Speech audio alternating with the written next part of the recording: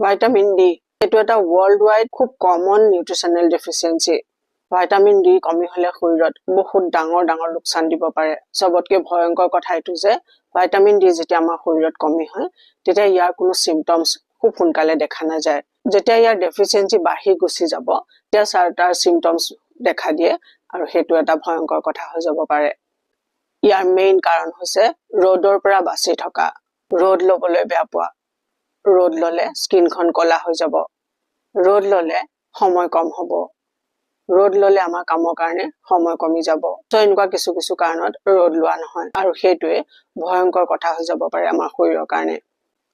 বেছিভাগ সময় ইয়াৰ কোনো সিম্পটমস দেখা নাযায় ভিটামিন ডি ডেফিচিয়েন্সি হলে সৰু ল'ৰা-ছোৱালীৰ গ্ৰোথ ভালকৈ নহয় ৰিকেটছৰ নিচিনা ডিজিজ হ'ব পাৰে হাড়বোৰ বেকা-বেকি হৈ যোৱাৰ নিচিনা প্ৰবলেম হ'ব পাৰে ডাঙৰৰ অস্টিওমলেচিয়া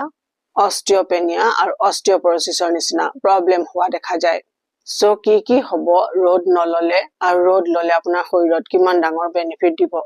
সো আজি ইয়াত কভাৰ কৰিম ভিটামিন ডি কমি হলে কি কৰিব কেনেকৈ ইয়াৰ কমি পুৰা কৰিব আৰু ইয়াৰ কমি হলে শৰীৰত কি প্ৰবলেম হ'ব পাৰে